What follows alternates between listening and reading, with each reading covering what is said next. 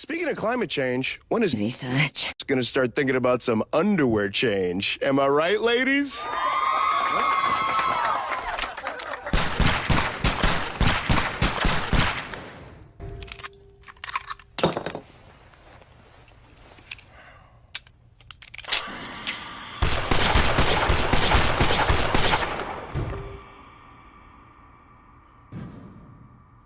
Who killed research 734B is well underway, and while there's a lot of strength heroes currently flexing their muscles in the current pop environment, that's not to say that other roles and attributes aren't having their own power spike too. Nature's Prophet is currently seen as one of the most overtuned characters in the entire roster, but there's also another hero that is flying well under the radar at the moment, which would be that of MUERTA. While she certainly is a viable carry hero, don't be fooled. This Revenant lady can just as easily be spun as a highly versatile support due to her amazing kit, tempo, and ability to dominate the early game as well as late game. If you like guides such as this, I'd highly appreciate a thumbs up and a follow here on YouTube. I put out weekly content and your support and interest is what keeps me going. So why, pray tell, would we choose MUERTA as a support? There's quite a few reasons for this. What makes MUERTA strong is that her initial stats and kit is just that wonderful, and she's able to thrive at winning lane and applying aggression on her lane and subsequent ganking around the map, which is peak for 734 in general. One of the things that makes supports particularly good in this patch really is their laning, and MUERTA finds herself at the top of performance as far as laning ability is considered. She hits hard and she has a stun with burst damage, she has a massive debuff ability that's outstanding for setting up kills and fights, as well as just transitioning into hitting extremely hard as the game goes on. She's received a wide variety of buffs as of recently, and while those buffs do make her a better carry, they absolutely also significantly increase her potency as a support. With her ability to adjust her build and her skilling on the fly, MUERTA really finds herself in a spot right now where she can be played as a particularly nasty support, provided that the player playing her does so correctly. As for playing MUERTA as a support, there's predominantly two skills we're going to look at for the sake of reaching success with her in our games. Her Q, Deadshot, and her W, the Calling. These two spells will be the bread and butter of our early and mid game, and will be what set you and your team up for a winning game. Her passive is also important, but given that we don't plan on right-click farming a whole lot, we'd prefer the burst damage and utility provided by her two other abilities first. You want to start off by putting your first level in Deadshot, whereafter the next one leads into Calling. Early Deadshot allows us to be tricky when playing her as a position 4 or 5, as it allows us to trade even better with an opponent's support, or prevent the enemy core from last staying by fearing them. As an added bonus, Deadshot is extremely potent at killing that pesky range creep that's so crucial in the first wave of the game, making sure the enemy has no chance at denying its XP from you and your core. Following this, I prefer to get a second point in Calling before we put more points into Deadshot, assuming there's kill potential on your lane. Having 2 points in Calling is absolutely nutty for setting up a kill, and by plotting it down on top of a core or support, you can use it in conjunction with your Deadshot to keep them within it, or force them into the Wailing Ghosts for added damage and silence. Following this, you want to start maxing Deadshot, so by level 6 you'll have 3 points in your Deadshot, 2 in your Calling, and then pick up your ultimate. Her ultimate is extremely good as a support too, because it's essentially her built-in Ghost Scepter. Many supports in the game hate heroes like Urza or Troll Warlord that kill them in a matter of seconds, so they itemize into Ghost Scepter. As MUERTA, this is not even an issue since we get it for free in our kit, as well as our damage turning into magic and getting more of it, which makes her hit like a truck. The ultimate also provides a basic dispel so that annoying Ogre Ignite or Jakira Breath can be brushed right off. We're also able to hit people that are in a feral state themselves, so other supports that purchase Ghost Scepter might end up regretting it, not to mention that if there is a Necro on the enemy team, you can fill him with lead during his Ghost Route. Following this, we want to max our Deadshot, then Calling, then take her ultimate whenever available, and put the rest of our points in Gunslinger, her passive, since that will be what will make us do significantly more damage in teamfights and towards towers, even as a support, only made better by proccing in her ultimate. Her talents are super viable, and much like her kit, can be tuned towards what is necessary for the particular game you're playing. My standard recommendation is as follows: 80 Deadshot damage at 10, 35 damage at 15, 2 Deadshot charges at 20, and lastly, 2 more Revenants at 25. Because we're playing MUERTA as a support and not as a carry, it's not just our lack of Gunslinger early that's going to look different, but certainly also the items and which order we acquire them in.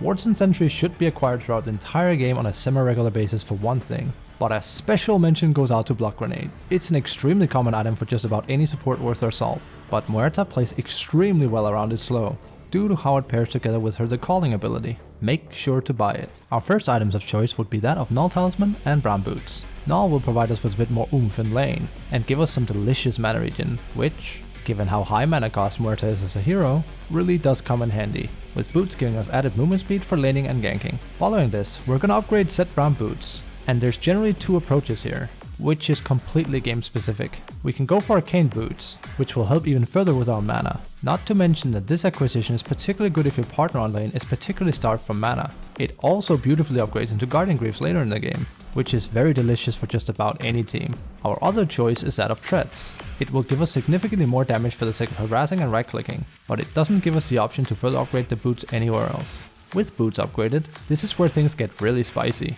because there's a total of 3 items that I recommend as viable slots for MUERTA. Urn into Vessel is the one I would recommend the most on average. It's extremely strong for MUERTA, gives us a slew of different stats, as well as a beautiful amount of mana regen. Because we're going to be playing her in an aggressive, active manner, we're also going to acquire stacks rapidly, which can be used offensively as well as defensively. Phylactery is another item that might sound a bit strange on paper for MUERTA, but don't you worry, it's actually really powerful on her. When we connect a hit on a target with our level 10 talent, we're close to the same damage as a level 1 Lion Finger, with the added ability of hitting a second target. Remember though that the Phylactery Burst is not applied if you ricochet the shot, only the initial target. Lastly is the more defensive out of these 3 items, which happens to be that of Pavis. Pavis? Whatever. The active ability of Pavis makes it very attractive as a way to defend ourselves more, as well as being able to shield other players in all stages of the game after acquisition. Following this, believe it or not, you really want to have a shard on MUERTA. It applies a 30% spell lifesteal to her whenever her ultimate is active, meaning that all right clicks and all spells from her will be healing us within it. The most important part about acquiring a shard early though, lies in the fact that for every kill near MUERTA, she gains a permanent 2% spell amp for the rest of the match. This permanent 2% quickly starts racking up as you're running around and getting kills with her. Do you remember that before mentioned Vessel and Phylactery as well? Yeah, both of those have their damage increased every time we get an ultimate kill, which is sick. Because we're playing position 4 or 5, plonking down 1400 gold for a shard is a bit on the heavy side. So if possible, ask your team for the chance of picking up a Tormentor at 20, hoping that the shard will fall upon you. If not for that, I recommend that you buy it manually before minute 25 at the least. A last huge mention goes out for Aghanim Scepter. I firmly believe that this Aghanim Scepter is completely underrated on her, especially after it got buffed coming into 734. With it, you're able to render enemies unable to act for 4 whole seconds, with them only taking 35% reduced damage, allowing you and your team to practically obliterate them in that duration. From here on out, there's a wide variety of things we can go for, depending on what our team needs. If we went for Arcane Boots earlier, now is an opportune moment to get that mech and build it further into that yummy Greaves.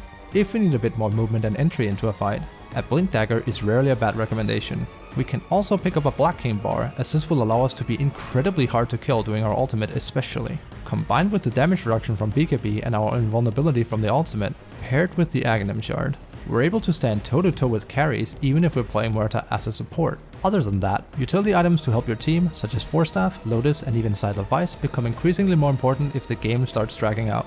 So keep an eye on what your team needs and build accordingly.